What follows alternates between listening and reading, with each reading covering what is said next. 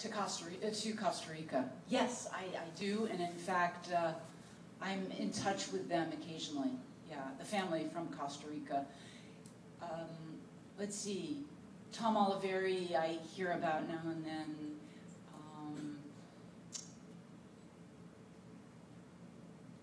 I still have some friends in Hoboken, but I would say that the Costa Rican family are the people specifically that I've been in touch most recently with. Yeah. What is it that made you decide to leave New Jersey? Well,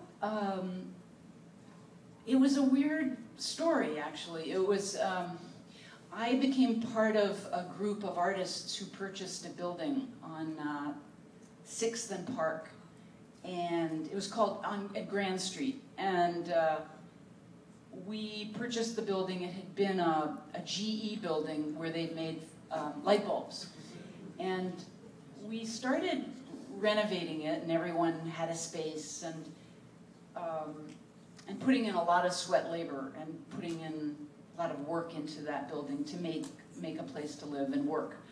And then someone found mercury in the building, and we had to leave immediately within 74 hours. And so I was in the position of deciding, was I going to stay in the metropolitan area or in Hoboken or Jersey City, or return to Vermont. And I had started in the meantime to work on a feature film taking place in Vermont, and my partner lived in Vermont with his kids. And so we decided that rather than, that we would go back to Vermont and I would finish that film. Now I thought I was gonna come back to Hoboken, but it just didn't work out. You know, life intervenes in odd ways, and that film led to another film, and so my life just continued on in Vermont. That's what happened.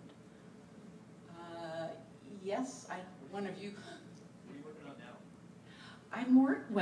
I'm working on a film about Vermont.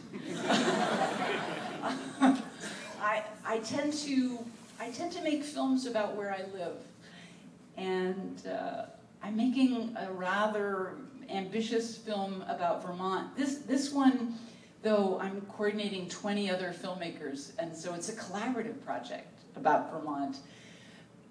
So that's one, and I'm working on a feature film project that I hope to shoot in Korea sometime soon, and a couple of other documentaries. Yes.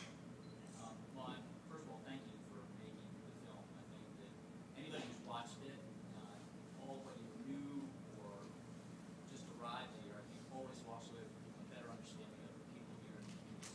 So thank you. I know it had an impression on me when I first saw it. And I always recommend it to people, but why can't you just go to a video store and get it? Let's see. Because the company that distributes it has not put it out on video. That's why. At least not on home video. So it's a real shame, you know, but there is a distribution company, Cinema Guild, and if you contact them, you can buy it for, you know, $200 or something like that. And that really, really bothers me because I want people to see the film, and yeah, I want people who want to see it to be able to see it, and I realize that $200 is prohibitive for most people. So what I've been doing is making copies and selling at cost from my website, and if they want to come after me, well, let it, you know, they can. You know, basically what it comes down to is that I don't legitimately, officially, I don't own the rights to my own film, because to get the film finished, I accepted money from a person who would put up money for finishing funds for films, and so he owns the rights. Until he gets paid back for what he put in, I don't own the rights to the film. So, but you know what? I don't think, no one's come after me yet, and I'll just continue doing it until they do. What's your website? Oh, my website, offthegridproductions.com. But you can Google me and you'll get to it pretty quickly. I saw another question.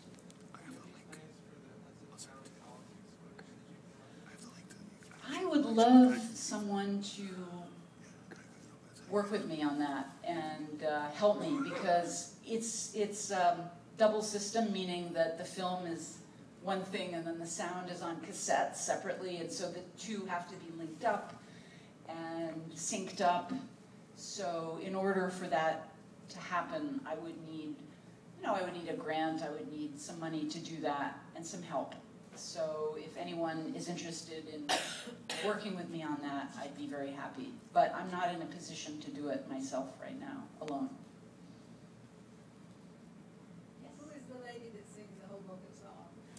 Well, Helen Cunning was in the back, and she told me who it was, and I can't remember her name. I'm sure it's in the credits, but I'm sorry that I can't remember. I didn't know her really, except when I filmed her singing that song. She wasn't someone who I spent a lot of time with. But Still around? I think she is, yeah. She lives near the Boys and Girls Club. But I don't remember. It's Adelaide DePalmer's sister. Oh, there's one. It's Billy Bergen's sister. Ah, did you hear that? Billy Bergen's sister. Yeah. Somebody asked why you left Hoboken. What brought you to Hoboken in the first place? Well, for the same reason that many people have and continue to move to Hoboken, which was that I was a young filmmaker at the time and wanted to be close to Manhattan. And I had friends who had been kicked out of their loft on the Bowery, and they said, "Oh, come to Hoboken, we have an extra room." And I was living in Chicago and wanting to move to New York, and so they said, "Oh, Hoboken's great. Come and, share our apartment." Actually, it was a loft on 3rd and Grand. So that's how I came to Hoboken, So that, and in fact, that's partly why I decided to make the film, because I realized that I was part of the story. I was part of what was going on. And that disturbed me quite a bit, and I wanted to take a look at it and try to understand what was going on, because I felt like I was implicated. You're frowning. Implicate is an interesting word. Yeah, well, you're implicated because when you occupy an apartment and pay more than the people, have the ability to pay more than the people who lived there previously, and then you're part of a spiral movement of that happening more, and people realizing, oh, there are these, people that want to live in Hoboken and they can afford to pay more. You can't help but feel implicated in whatever's happening. You're part of the story. You're part of what's happening. Yes. Was there any backlash as a result? Oh, what do you mean? So you felt implicated.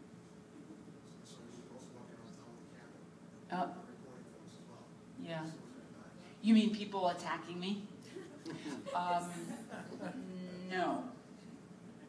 It's the first thing I thought of. Yeah.